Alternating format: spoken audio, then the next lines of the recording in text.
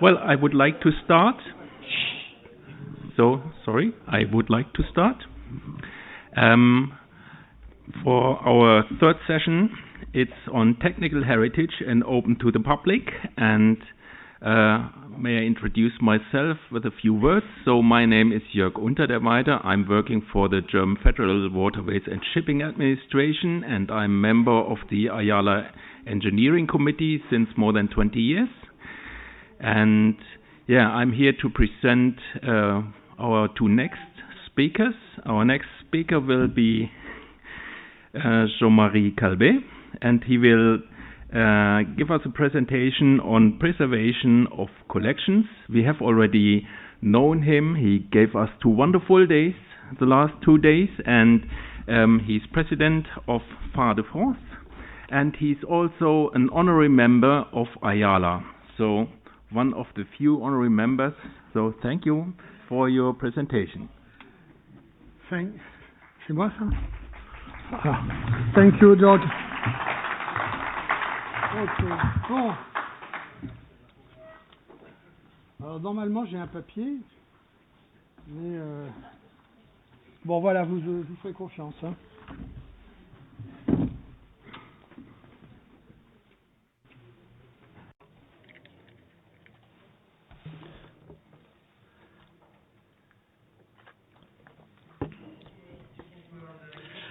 They had hidden the paper with my name on it. Okay. I am going to talk to you, therefore, about my long experience in managing an institution that promotes the collections of lighthouses. My first experience in opening a lighthouse to the public dates all the way back to 1983. The Cordouan Lighthouse was to receive a significant campaign of renovation and had been closed to the public the year before, but there were a lot of people who wanted to visit it, and therefore the decision was made to open the Phares de Grave, the Grave Lighthouse, but only the tower and the technical room behind the keeper's lodgings to present the Cordouan Lighthouse. At that time, we didn't have PowerPoints. To present the lighthouse, we bought a Kodak carousel projector where we could put in 96 slides to project them, and with a cassette player which controlled the slides and one track which described the images in several languages. And we asked a professional photographer to make a full photo report on the Cordouan Lighthouse, and we had more than 500 slides from which we chose the 99 for our exhibition. The first museum at Grave Lighthouse was therefore dedicated entirely to the Cordouan Lighthouse, and it was inaugurated in July 1983. I had been lucky enough in a previous job to have had access to a lot of old items which had been taken from lighthouses that were being modernized, and all these parts had been put in storage in le Verdon-sur-Mer, waiting to see whether there would be a future use for them. And now, with the opening of this museum in the Grave Lighthouse, I had the chance to present some of these items, and we started doing that in 1989, when the Lighthouse Administration let us use one of the keeper's houses, the one on the left. So you have the technical facilities behind the tower, and then the first lighthouse keeper's accommodation unit on the left on the photograph. It was only in 2014, however, when I became president of the association that managed this lighthouse, to present all the different items to the visitors coming to see the museum. So that was the historic background.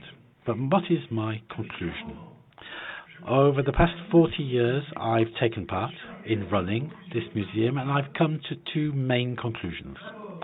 First of all, what people expect first and foremost from a visit to a lighthouse, whatever the lighthouse, is to climb up to the light at the top.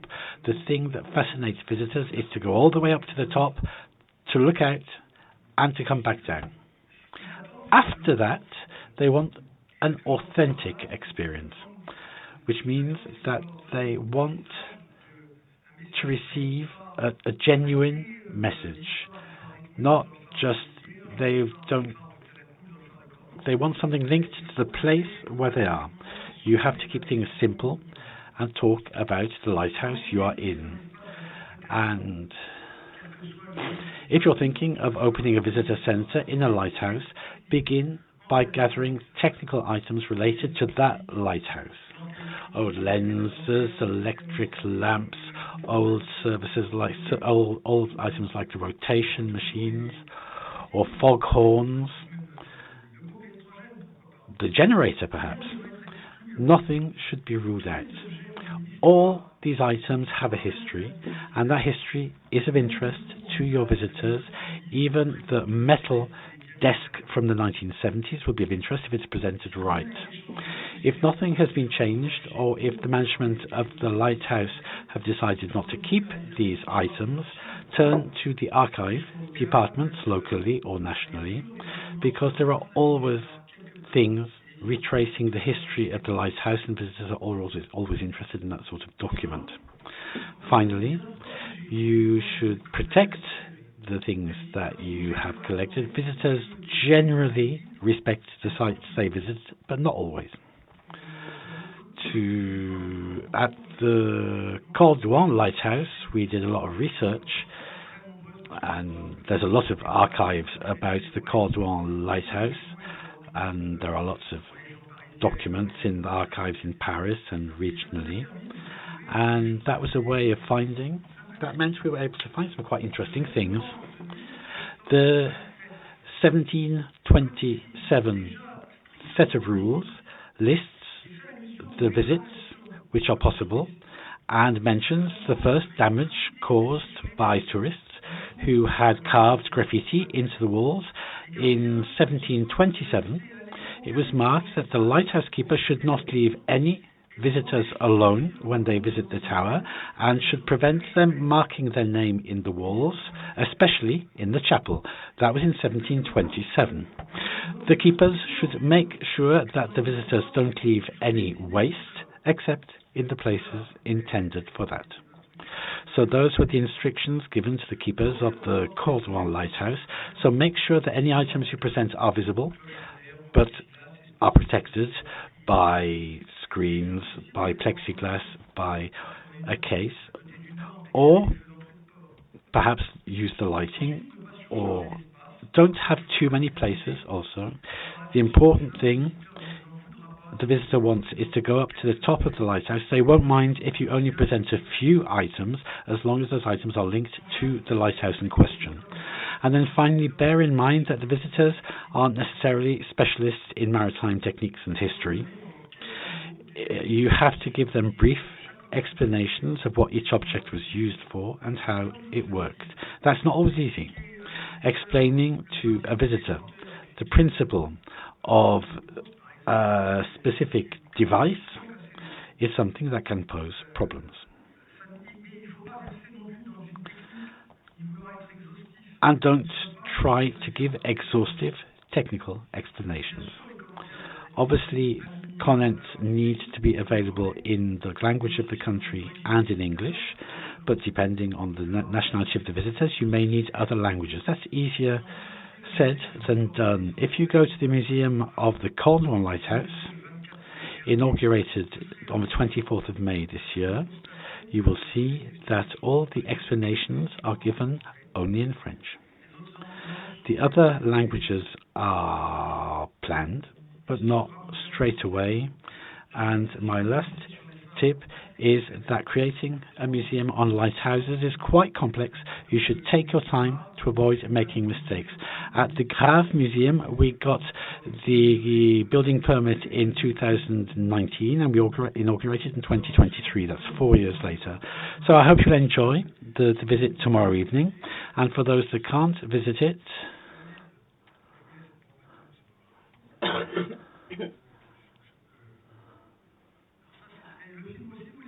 have you seen the film while I've been talking? In fact, you haven't been listening to me, you've just been watching the pictures and... Okay, that's for those who won't be able to visit tomorrow. You have a short film showing the lighthouse, just to show what we have there. We have a corridor there. We're lucky. This is another message, but for French people more specifically. The Grave Lighthouse and its keepers' houses are listed historic monuments, but with the right project, it can still be possible to make some changes to the buildings in order to open things up and to create a pleasant space. This is in the former technical room.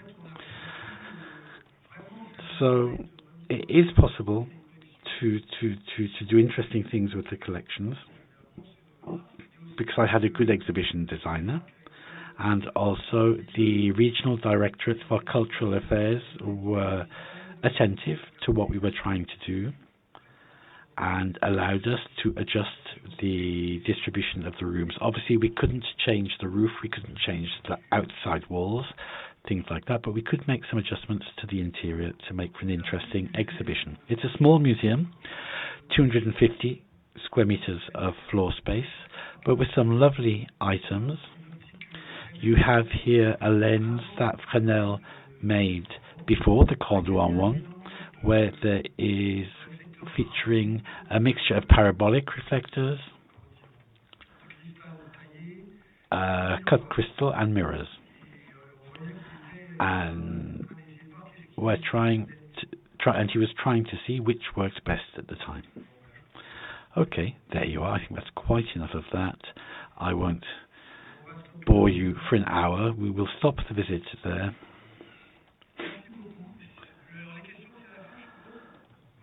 The questions are at the end, so I finished.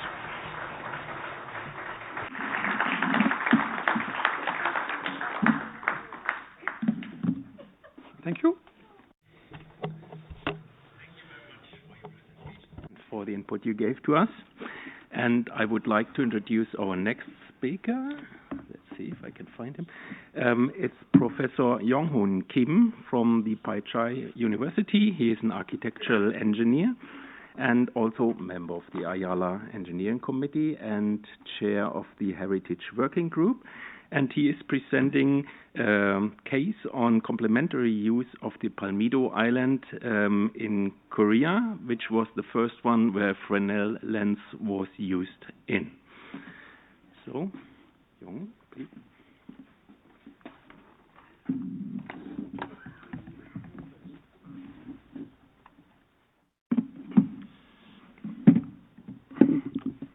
Hello, everybody. As Chair said, my name is Jong-Hoon Kim from Daeje University in Korea. But I'm not chairman. I'm a vice chairman in the IALA. First of all, congratulations on the bicentennial anniversary of the installation of the Fresnel lens at the Cordouan Lighthouse. I'm very honored to be able to present my research here today. Today, I'm going to talk about the complementary use of Palmido Lighthouse. As Chair said, Palmido Lighthouse is the first lighthouse in Korea to use Fresnel lens. My presentation is divided into 3 parts. First of all, I will tell you about introduction, and then I'm going to tell you about complementary use of Palmido Lighthouse, and then finally, I will tell you about effect on my proposal.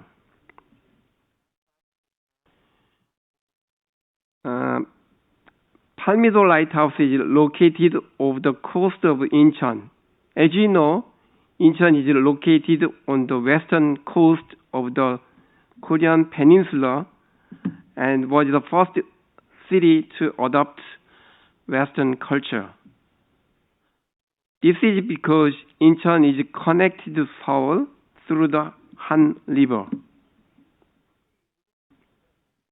Therefore, it is a lighthouse of great geopolitical importance. Palmido Lighthouse has an old lighthouse and a new lighthouse.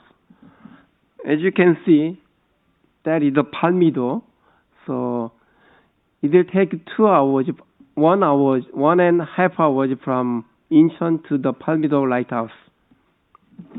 And this is the old one lighthouse, and this is the new one, and this is the residence areas.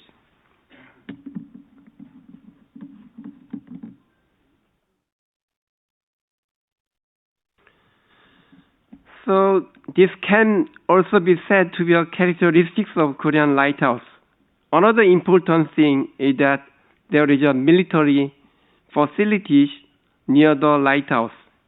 In fact, during the Korean War in 1950, Palmido Lighthouse played a very important role in carrying out the Incheon landing operation.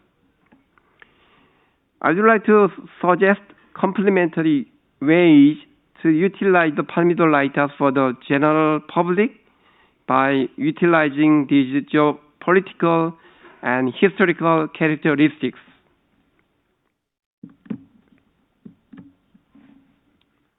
So,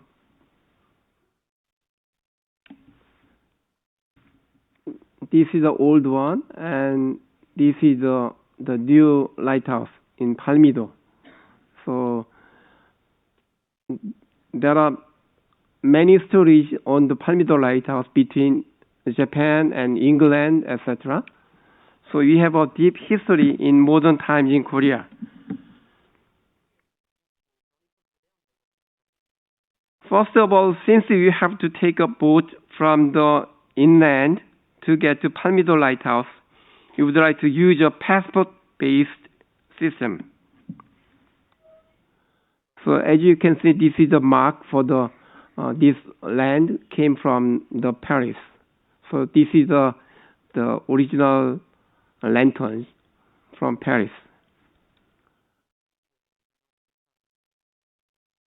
So passport-based system is to make you feel as if you are visiting a foreign country. This visa system was divided into 3. So if we want to go to Palmido, we have to take a boat. So it is kind of we can go to the overseas like that. So that is why we use the passport system. So this is kind of our passport system. So I divide it into 3 parts.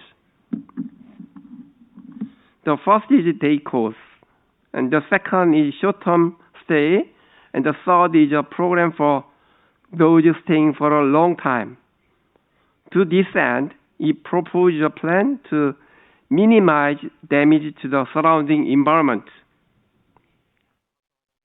First, we prepare a walking path for the day course.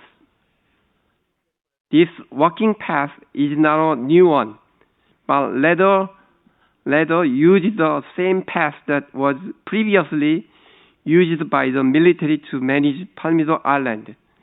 So military facility is very important in Korea because we have confronted with North Korea and South Korea. So usually in the lighthouse, near the lighthouse, there are military facilities in there. So they, in order to manage the inland, the island, so they make a passwalk. And so I wanna minimize the passwalk. So I use the original way. The housing for short-term or long-term stays is distributed to the in conjunction with the walking path, using the size and shape of the original lighthouse keeper's accommodation, so as not to be crowded. This is the original walking path, made it by military facilities. So I can use original pathways. So in the first stage, we make a completion of the marine park roof, and then my point is from point to the face. So in the Palmito Island, we don't have to focusing on the lighthouse itself. We need to understand the environment and surroundings of that areas.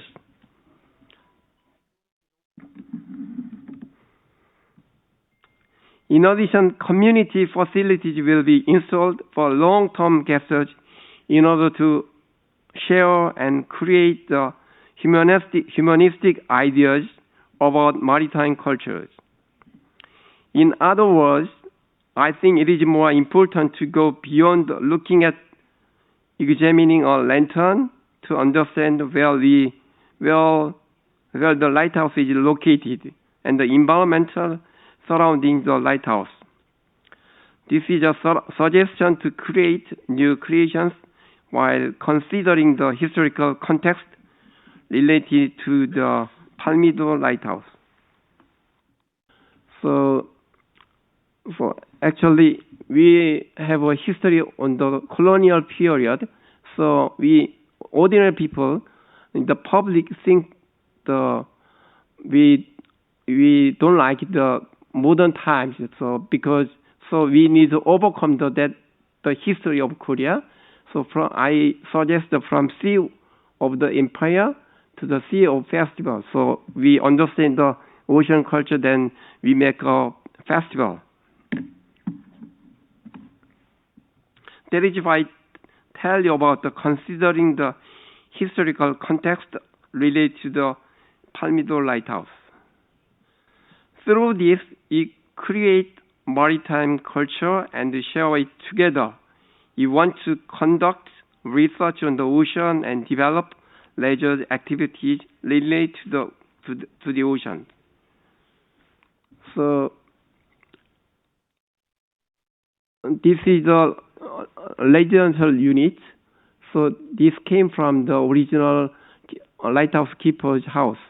So I utilize this shape, and so I schedule this housing the connection with the passwalk.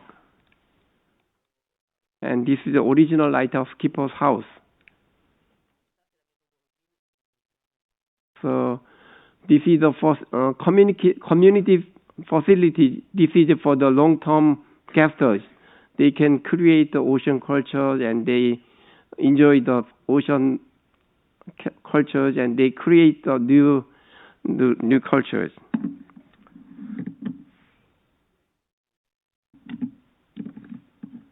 So there is the perspective view of the Palmito Lighthouse. So I suggest the K Maritime Lighthouse Village. So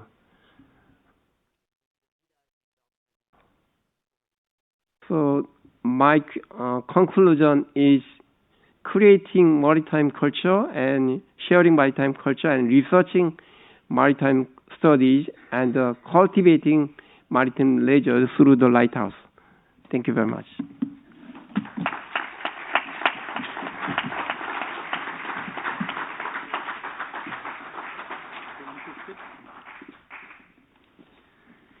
Yes, so thank you very much for your presentation and bringing up the focus on culture, maritime and ocean culture, and taking into account the history and building a new place for events on that island.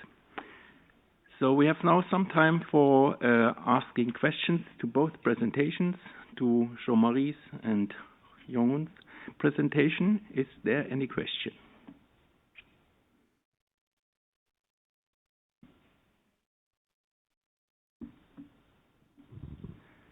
Omar. If we could get the microphone here at the front.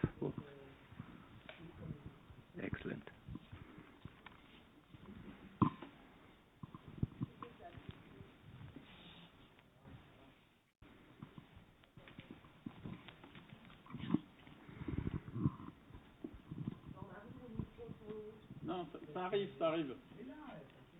C'est au sujet du Yes, it's about the Palmido Lighthouse. I would like to know if you still have military facilities now. Are the military facilities still on the island now, today?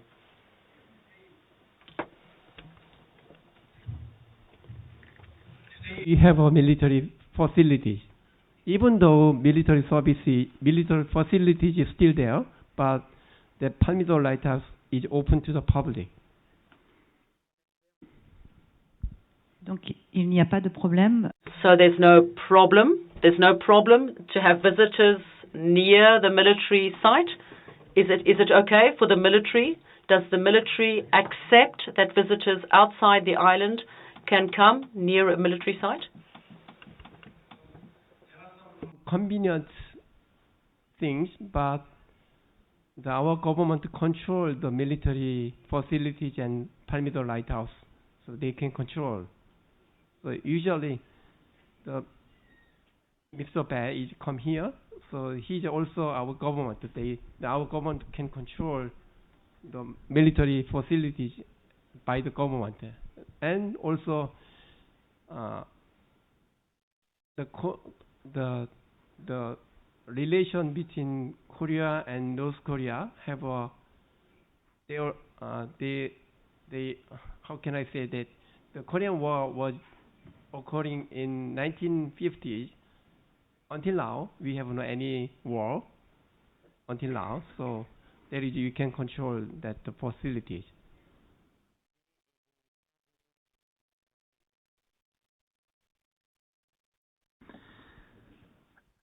There's an additional question from Omar. Yes, for Jean-Marie. So, collections, artifacts, historical artifacts, some of them can be quite valuable or important. Is there any issue with insurance? Does that come into the equation at all? Insurance.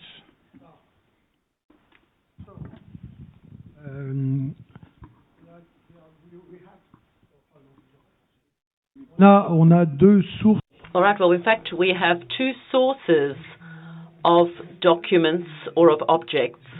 We have objects that the association buys that are sold by individuals or by companies, and we have objects that are lent to us by the administrative authorities that we borrow. And we buy them for a certain price, and we insure them for that price. The objects that are lent to us by the administrative authorities, the administration puts a value on them and asks us to insure them for their insurance value. But it's very difficult to know the value of optics, for example. It's very difficult to have an idea of the value because optics in certain forms of cut glass, for example, we don't have a recent reference base, benchmark for that sort of equipment or material. Thank you. How much is the value of an old optic? We had that too in our country. But I saw a hand raised by Malcolm. So Malcolm, please. Yes, my question is for Mr. Kim. When do you expect to complete the village? I'm not sure. Actually, I'm not sure. I'm also working in the Korean Heritage Forum. I am a chair of the Korean Lighthouse Heritage Forum, so I'm trying to make it true. I'm trying to do that. And I have a second question. Yeah. Can I please have a passport? Maybe our colleague bring the passport so you can come Korea and Palmido. Thank you for your question. Okay, there's another question from Mike. Yeah. I want to give you more detail about Palmido Lighthouse. You can access the Palmidor Lighthouse with the cruise ship. So even though it has some military facilities nearby Palmidor Lighthouse, the number of visitors is limited, just about 80 people at a time. So it doesn't make much matter for visiting Lighthouse. Yeah, thank you. Will you pass over your microphone to Geraldine? Oh, sorry. I thought you raised your hand. Okay. Is there another question? Are there any more questions?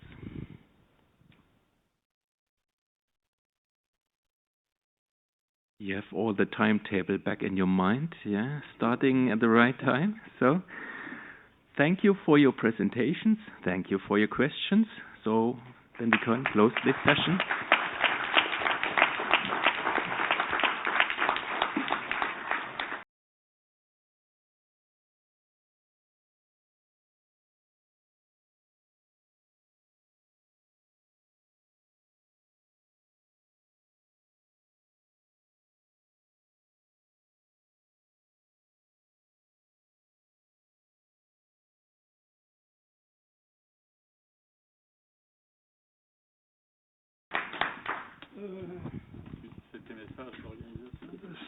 Ceux qui sont All right, so you have, for those who are visiting Cordouan today, you have a ticket either for today or for Wednesday morning.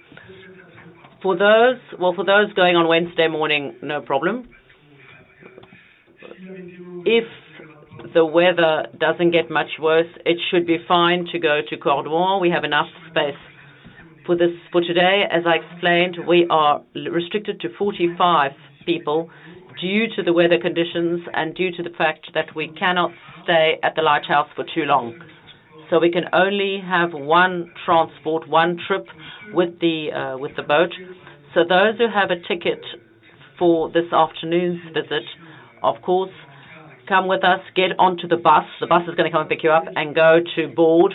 Those who don't have a ticket and who'd like to try to go can go to Port-Médoc in their cars and go to Fond-la-Darse. If there is space, we can put them on the boat, but at 45 we will have to stop. All of those who came on the bus this morning, you can get onto the bus. Is the bus here yet? Where's the bus? Where is it? Where we saw it earlier. So the bus is approximately halfway between here and the restaurant, the place where we had lunch. For those who came on the bus this morning, you can get on the bus because we're going to stop at Sunelia to drop everybody off. For those who don't have a ticket for this afternoon but who'd like to try to come, can get their cars at Sudelia, For all the others, you have free time until tomorrow morning. Don't know, Jacques, what time are we starting tomorrow? 8:30? We will open this room from 8:30 tomorrow morning, and the conferences will be starting at 9:15. Tomorrow, we are going to be talking about technical aspects,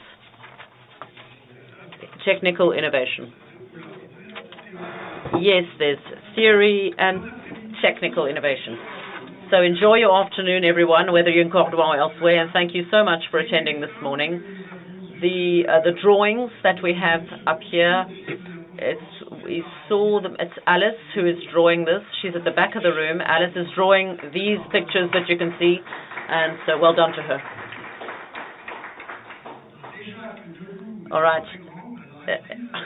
So standing, she's not very tall, but seated, we need to make sure we can see her. But she's the one who did all these lovely drawings.